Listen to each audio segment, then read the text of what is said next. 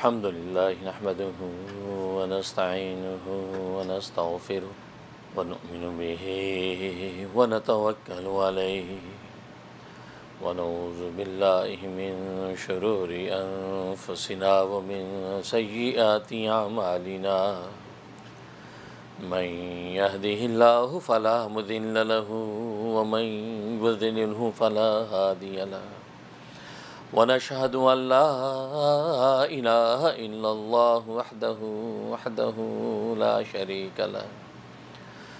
شريك له ولا نظير له ولا مثل له ولا مثال له ونشهد أن سيدنا وسندنا وشفيعنا وشفيع أمرنا وحبيبنا وحبيب ربنا ومولانا محمدا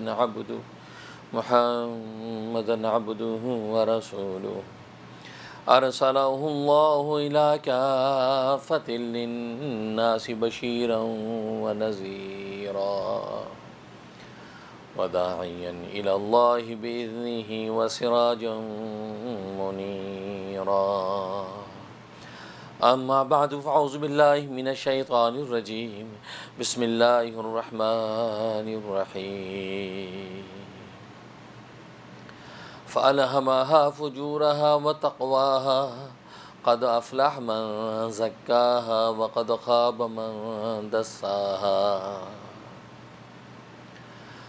فألهمها فجورها وتقواها قد أفلح من زكاها وقد خاب من دساها۔ بزرگان محترم، برادران عزیز اور میری اسلامی بہنیں،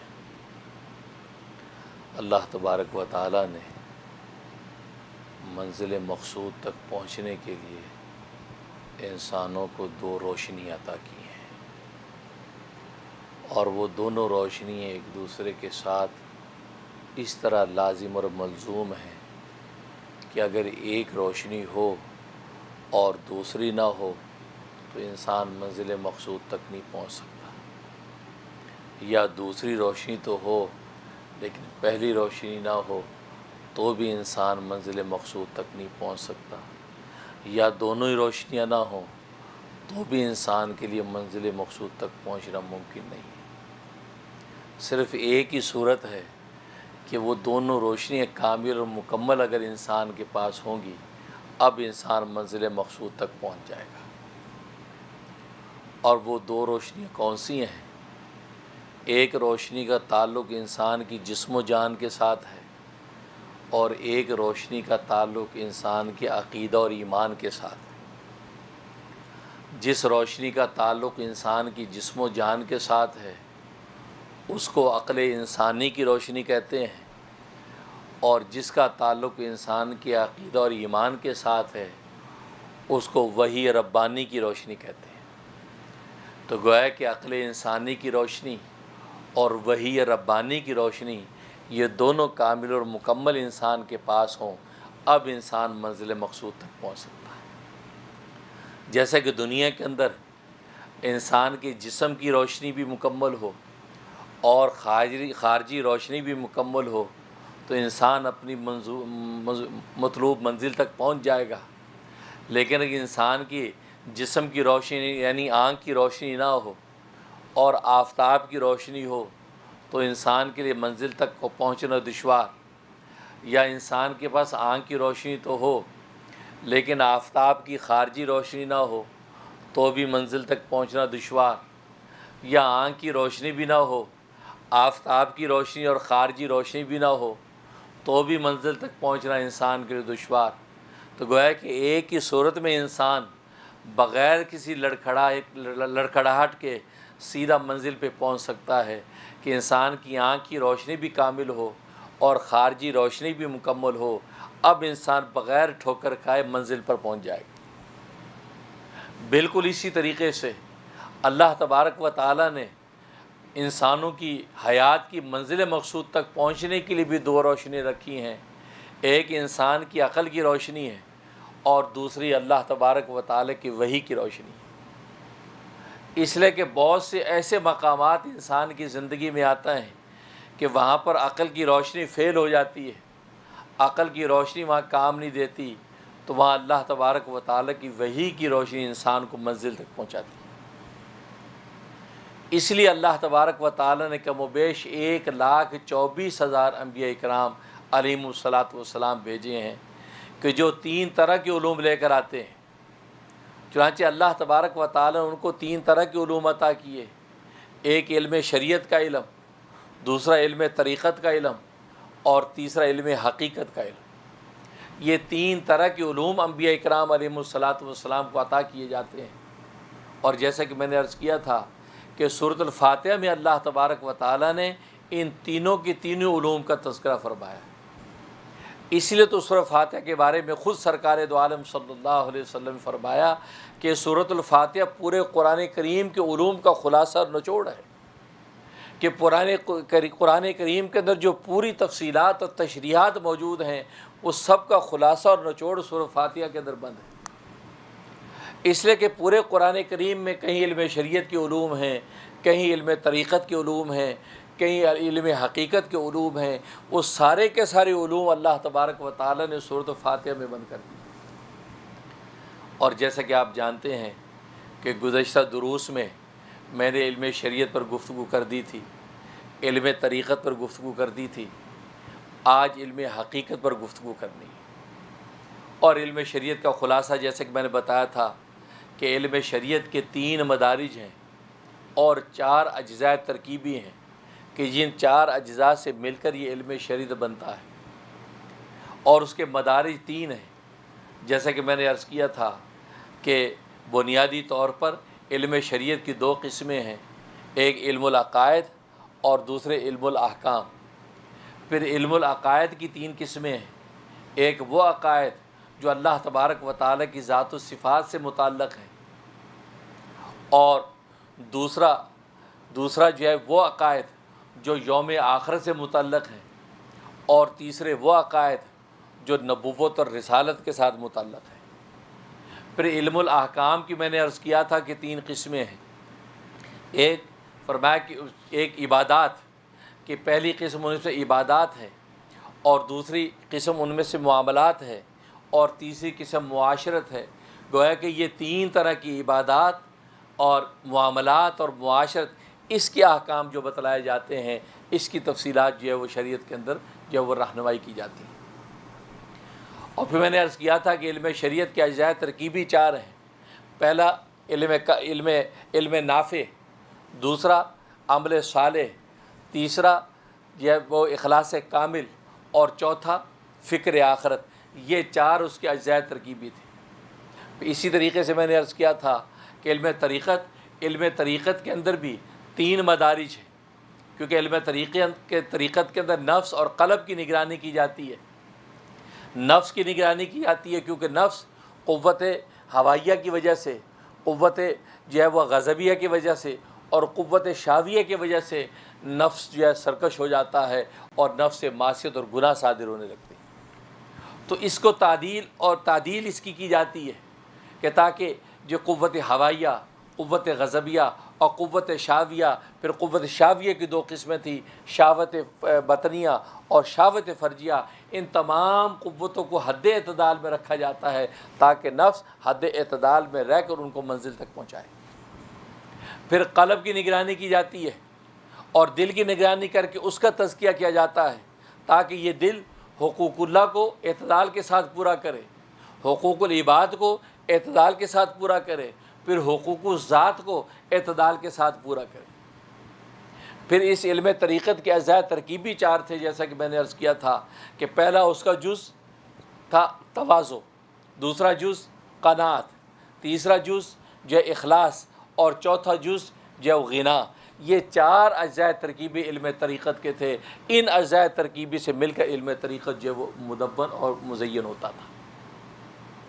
آج ہم گفتگو کریں گے علم حقیقت پر کہ علم حقیقت کیا چیز ہے۔ علم حقیقت بنیادی طور پر حجابات کی اٹھ جانے کو علم حقیقت کہتے ہیں، کہ انسان کے جو مادی حجابات جب اٹھ جاتے ہیں تو قلب پر اللہ تبارک و تعالیٰ کی روشنی جو ہے ظاہر کر دیتے ہیں، انسان کے قلب پر وہ نور منور ہو جاتا ہے، اس منور روشنی کے اندر انسان بہت کچھ دیکھ لیتا ہے۔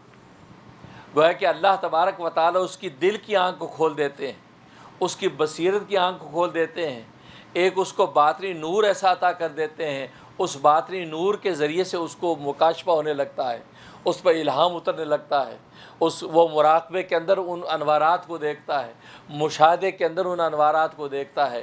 تو یہ علم حقیقت یہ اصل میں اللہ تبارک و تعالیٰ کی طرف سے ایک تحفتاً وہبی طور پہ انسان کو عطا کیا جاتا ہے کہ جب انسان علم شریعت کی پابندی کرتا ہے، شریعت کے ظاہری اعمال کا پابند رہتا ہے، نماز کو پابندی سے ادا کرتا ہے اور روزوں کی پابندی کرتا ہے، زکوٰۃ اپنے وقت پہ ادا کرتا ہے، حج کے مناسک کو دل و جان سے پورا کرتا ہے، تو گویا کہ شریعت کے جتنے ظاہری اعمال ہیں ان اعمال کو جب یہ دل و جان سے پورا کرتا ہے تو اللہ تبارک و تعالیٰ اس کے قلب پر ایک نور جو ہے ظاہر کر دیتے ہیں۔ اس نور کے ذریعے سے اللہ تبارک و تعالیٰ ان احکام اور ان انوارات کی حقیقت کو ظاہر کرنے لگتی ہے۔ گویا کہ علم شریعت کی حقیقت اس پر ظاہر ہونے لگتی ہے، علم طریقت کی حقیقت اس پر ظاہر ہونے لگتی ہے، اور وہ ظہور کس وجہ سے ہوتا ہے؟ وہ علم حقیقت کی وجہ سے ہوتا ہے، جو علم حقیقت اللہ تبارک و تعالیٰ واہبی طور پر اس انسان کو عطا کر دیتے ہیں۔ یہ علم حقیقت گویا کہ یہ مکاشفات کا علم ہے، یہ کشف کی آنکھ اللہ تبارک و تعالیٰ کے انسان کی کھول دیتے ہیں۔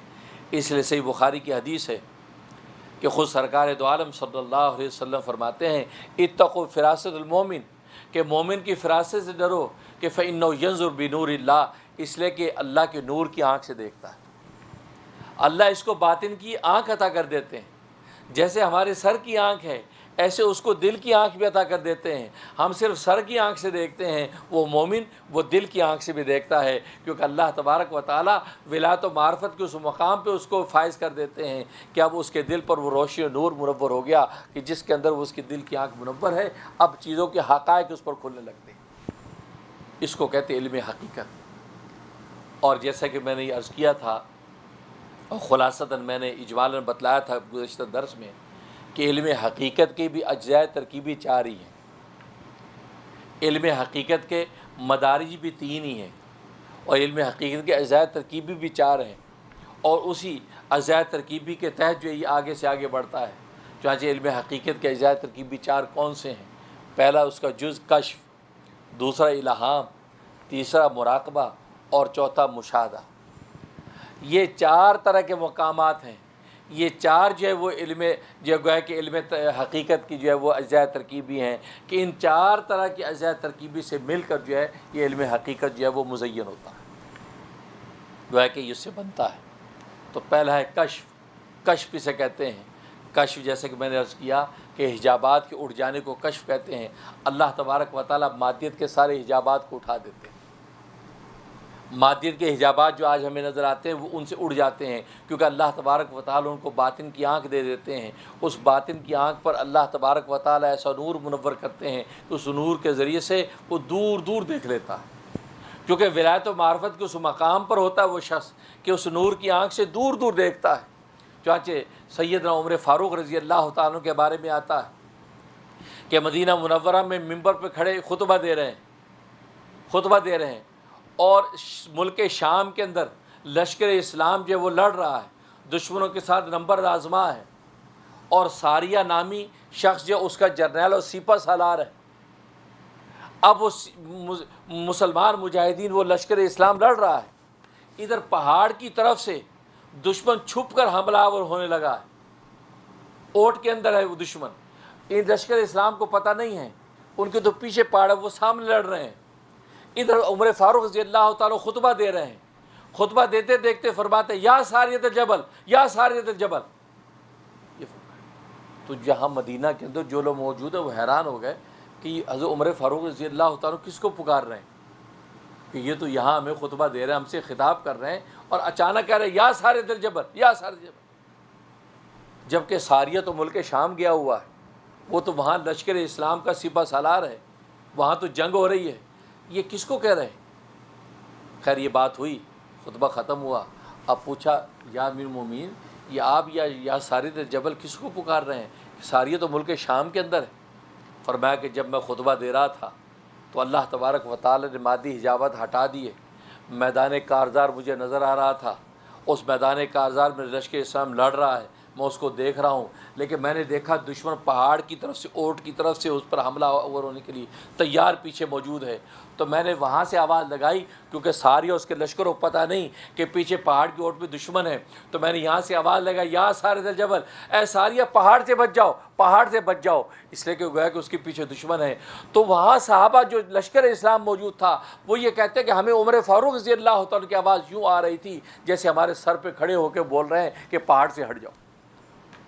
وہ لشکر فوراً پہاڑ سے ہٹا ہے تو دشمن کا پتہ چلا کہ وہ پہاڑ میں موجود، تو اللہ تبارک و تعالیٰ نے لشکر اسلام کو محفوظ رکھا اور لشکر اسلام نے فتح حاصل کر لی۔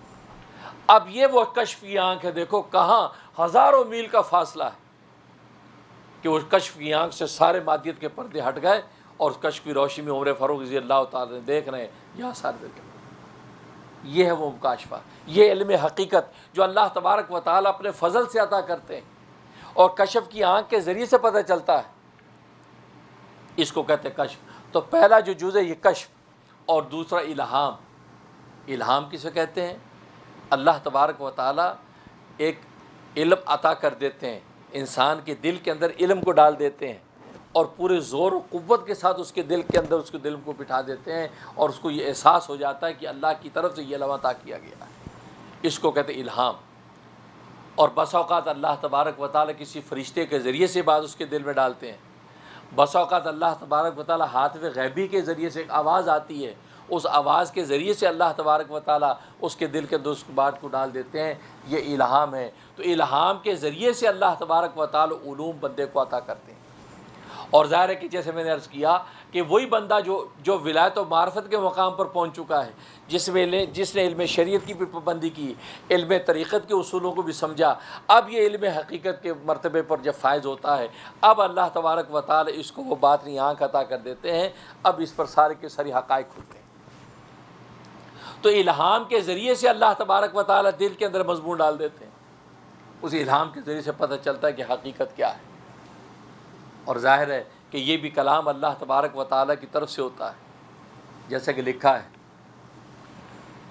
ابراہیم ادم رحمۃ اللہ علیہ بہت بڑے ولی گزرے ہیں، اور اپنے وقت کے تابعی بھی ہیں، اور بلخ کے بادشاہ تھے، بلخ کے بادشاہ تھے، بادشاہت کو ٹھوکر ماری، فقیری اختیار کر لی، اور ایسی بادشاہت اللہ تبارک و تعالیٰ کو پھر عطا کی کہ دریاؤں کی مچھلیاں بھی ان کی تابعداری کرتی تھی، ایسی بادشاہ ان کو، کیونکہ دنیا کی بادشاہت کو چھوڑا تو اللہ تبارک و تعالیٰ نے ساری کائنات کی بادشاہت ان کو عطا کر دی۔ بلکہ ایک مرتبہ لکھا کہ جنگل میں چلے جا رہے ہیں، سامنے سے شیر آ گیا تو آپ ڈر گئے کہ شیر آئے، تو اللہ تبارک و تعالیٰ کی طرف سے ہاتف غیبی سے آواز آئی، کہا کہ ابراہیم دوستی ہم سے کرتے ہو اور ہماری مخلوق سے ڈرتے ہو؟ تم دوست ہمارے ہو اور پھر ہماری مخلوق سے ڈرتے ہو؟ شیر ہماری ایک ادنا مخلوق ہے، اس سے ڈرتے ہو؟ یہ بات کہی تو اپنے آپ کو انہوں نے سنبھالا، دل مضبوط کیا کہ ہاں بھائی میں تو بادشاہوں کے بادشاہ کو دوست ہوں، مجھے اس کی مخلوق سے ڈرنے کا کیا۔ جیسے اگر دنیا کے بادشاہ سے آپ کی دوستی ہو تو اس بادشاہ کی جو رعایا ہے اس سے آپ کو ڈر خوف ہوگا، آپ کہیں گے آپ تو بادشاہ کے دوست ہیں جی، ہم تو فلاں سینیٹر کے دوست ہیں، ہم تو فلاں کانگریس مین کے دوست ہیں، ہم تو فلاں پریزیڈنٹ کے دوست ہیں، تو انسان کو فخر ہوتا ہے، ڈرتا کہاں ہے پھر؟ تو فرمایا کہ تم ہمارے دوست اور ڈرتے ہو ہماری مخلوق سے۔ یہ بات کہی تو آپ سنبھلے، جب مضبوط ہوئے تو شیر جو ہے وہ دم ہلاتا ہوا آیا اور آپ کے پیر چاٹنے لگا۔ آپ نے اس کو دھمکی دی، کہا کہ جا، چلا گیا۔ اب اللہ تبارک و تعالیٰ کی طرف سے ہاتف غیبی کی آواز ہے، ابراہیم تم اس شیر سے ڈرتے ہو؟ تمہیں خبر نہیں، تم ہمارے دوست ہو، ہم نے تمہاری حفاظت پر 50,000 فرشتے مقرر کر رکھے ہیں، تم جب چلتے ہو تو 50,000 فرشتے تمہارے ساتھ چلتے ہیں، تو ایک شیر کی ہزاروں شیر تمہارا کچھ نہیں بگاڑ سکتے۔ دیکھو یہ وہ الہام اور القاء کس طریقے سے ہاتف غیبی کے ذریعے سے اللہ تبارک و تعالیٰ دل کے اندر جو بات ڈال رہے ہیں کہ حقیقت کیا ہے۔ یہ ابراہیم ادم رحمۃ اللہ علیہ ایک مرتبہ چلے جا رہے ہیں، دیکھا ایک نوجوان شراب کے اندر دھت پڑا ہے، انہوں نے سوچا کہ یہ نوجوان اپنے ہمجولیوں سے جدا ہو کے پڑا، اس کے ہمجولی بھی کی شراب سے دھت پڑے ہوں گے، اب اس کو کوئی اٹھائے گا تو نہیں، چلو اللہ کے لیے میں اس کو اٹھاتا ہوں۔ اٹھا کے حمام میں لے کے اس کا منہ دھویا، صاف کیا، اس کو ہوش آیا، اور آپ کہا نوجوان غفلت نہ کر، اپنے مالک کو پہچان۔ یہ شراب نشے کر کر کے اپنے مالک سے غافل پڑا ہے۔ جن ہمجولیوں کے لیے تو نے کیا وہ ہمجولی بھی تجھے چھوڑ کے چلے گئے۔ یہ بات چلا گیا۔ 3 دن کے بعد ابراہیم ادم رحمۃ اللہ علیہ کو اطلاع ملی کہ اللہ تبارک و تعالی نے اس نوجوان کو اس کی توبہ کو قبول کر کے فلاں علاقے کا ابدال مقرر کر دیا، ولایت و معرفت کا بلند مقام عطا کر کے ابدال مقرر کر دیا، اور وہاں علاقے کے سارے ولی اس کے سامنے دوزانوں بیٹھے۔ آپ بڑے حیران ہوئے کہ 3 دن پہلے اس کی حالت یہ، اور 3 دن کے بعد اب یہ ابدال بنا ہوا ہے، ولیوں کا بھی سرپرست بنا بیٹھا۔ اللہ سے سوال کیا، رب ذوالجلال یہ نوجوان تو گناہ گار، معصیت میں، شراب میں دھت تھا، میں نے منہ صاف کر کے اس کو جو وہ رخصت کر دیا نصیحت کر کے، اور آپ نے اتنا اونچا مقام 3 دن میں عطا کر دیا۔ اب ہاتف غیبی سے آواز آئی، اس کو کہتے الہام۔ ہاتف غیبی سے آواز آئی، کہا کہ ابراہیم تو نے اس کا منہ صاف کیا تھا ہمیں راضی کرنے کے لیے، ہم نے اس کا دل صاف کر دیا تجھے راضی کرنے کے لیے۔ تو نے اللہ کو راضی کرنے کے لیے اس کا منہ صاف کیا، ہم نے ولی اللہ کو راضی کرنے کے لیے اس کا دل صاف کر دیا۔ اور ساری دل کی کہانی ہے، دل صاف ہو جائے لمحوں میں انسان ولایت و معرفت کو عروج کر جاتا ہے۔ اس سے تو حدیث میں آتا ہے ان فی الجسد لمضغۃ، کہ انسان کے جسم کے اندر گوشت کا ایک لوتھڑا ہے، اذا صلحت صلح الجسد کلہ، جب یہ گوشت کا لوتھڑا صاف رہتا ہے، ٹھیک رہتا ہے تو جسم ٹھیک رہتا ہے، وَإِذَا فَسَدَتْ فَسَدَ الْجَسَدُ كُلُّهُ، جب یہ گوشت کا لوتھڑا خراب ہو جاتا ہے تو جسم سارا خراب ہو جاتا ہے۔ الا وہی القلب، یاد رکھو وہ دل ہے۔ تو سارا دل کا ہے کہ دل کا معاملہ، دل اگر مزکر مصفہ ہے، اگر جسمانی طور پر بھی دل اگر صحیح ہے تو انسان صحت مند ہے، اور روحانی طور پر بھی، ایمانی طور پر بھی دل اگر صحیح ہے تو انسان صحت مند ہے، اور اگر دل جسمانی طور پر دل اگر خراب ہے تو انسان تندرست نہیں ہے، بیمار ہے، ہلاک ہو جائے گا۔ اسی طریقے سے اگر روحانی اور ایمانی طور پر دل اگر خراب ہے تو انسان روحانی طور پر ہلاک ہو جائے گا۔ تو اس لیے فرمایا کہ دل اصل ہے، دل کا تزکیہ جب ہو جاتا ہے، دل جب شفاف ہو جاتا ہے تو سب آسان ہو جاتا ہے۔ اس ابن عربی، محی الدین ابن عربی رحمہ اللہ تعالیٰ لکھتے ہیں کہ دل اصل میں یہ دنیا کا جز نہیں ہے، یہ آخرت کا جز ہے۔ باقی جتنے اجزاء انسان کے، ہاتھ ہے، پیر ہے، آنکھ ہے، کان ہے، یہ زبان ہے، یہ سب دنیا کے جز ہیں، لیکن دل یہ عضو آخرت ہے، یہ عضو دنیا نہیں۔ کیوں؟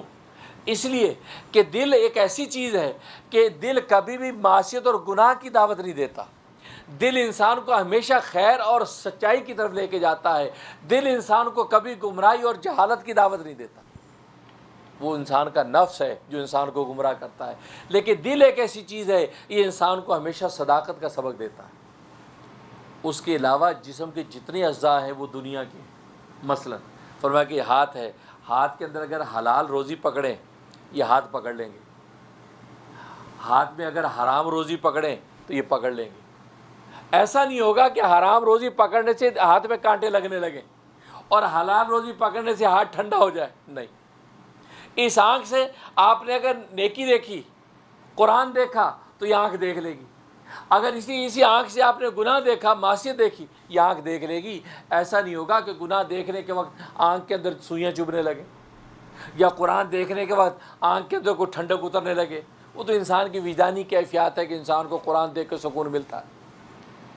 اس طرح زبان ہے، زبان پہ حلال رقمہ رکھا تو یہ کھا لے گی، اگر حرام رقمہ رکھا تو کھا لے گی۔ کبھی یہ زبان میں ایسا محسوس نہیں ہوگا کہ حرام کھانے کی وجہ سے زبان کے اندر سوئیاں چبھنے لگے۔ تو گویا کہ زبان ہو، ناک ہو، کان ہو، ہاتھ پیر ہو، پورے جسم کا کوئی بھی عضو ہو، اس کے اندر حلال حرام کا کوئی تمیز نہیں، وہ حلال حرام حق باطل کی کوئی تمیز نہیں رکھتا۔ ہاں واحد ایک دل ہے کہ یہ ہمیشہ آپ کو خیر کی تعلیم دے گا، یہاں تک کہ اگر آپ رشوت پکڑیں گے اس ہاتھ سے، ہاتھ تو پکڑ لے گا لیکن دل تمہیں کہے گا دیکھو یار رشوت ہے تو حرام، بچوں کو حرام کھلائے گا، پھر آگے نفس دھوکہ دے گا کہ یار کیا کریں، مجبوری ہے، رشوت کے بغیر گزارا نہیں ہوتا، یار کھلانی ہے، اب لے جاتے۔ کسی کا مال چوری کیا تو چور کا جو دل ہے اس کو کہے گا کہ یار دیکھو کسی کا مال چوری کرے، اس بیچارے کتنی محنت سے کمایا ہوگا، وہ دل تو اس کو سچائی کی دعوت دے گا۔ اب نفس کہے گا نہیں کوئی بات نہیں یار، بہت ہے اس کے پاس، ہمارے پاس تو کچھ بھی نہیں ہے، چلو کیا ہوا، چوری کرے. تو گویا کہ آپ دیکھیں گے کہ خیر کی تعلیم دل دیتا ہے کہ دل کبھی جو گناہ اور معصیت کی تعلیم نہیں دیتا. اسی تو حدیث میں فرمایا کہ استفتی قلبک، اگر تمہیں کو مسئلہ درپیش ہو ہے تو تم اپنے دل سے بھی فتویٰ لیا کرو. ان افتاک الناس، اگرچہ لوگ تمہیں فتوے دیں. مفتی سے آپ نے فتویٰ پوچھا کہ حضرت اس کے بارے میں کیا فتویٰ ہے، مفتی نے فتویٰ دے دیا. لیکن فرمایا کہ اپنے دل سے بھی پوچھا کرو کہ یار مفتی نے تو مجھے کہہ دیا یہ حلال ہے میرے لیے، لیکن یار میرا دل کیا کہہ رہا ہے. دل کہتا ہے نہیں بھائی، یہ تم نے سوال ایسا مروڑ تروڑ کے مفتی کو بتایا ہے تو مفتی نے حلال کہہ دیا، لیکن اندر کی بات تو مفتی کو پتہ نہیں ہے. لہٰذا دل سے بھی پوچھا کرو. دل کہے گا نہیں کھاؤ، یہ جائز نہیں ہے، کیا ہوگا. تو اس سے معلوم ہے کہ دل کہ خود نبی نے فرمایا کہ تمہارے اندر جو مفتی بیٹھا ہے وہ انسانوں والے مفتیوں سے بھی زیادہ سچا مفتی ہے.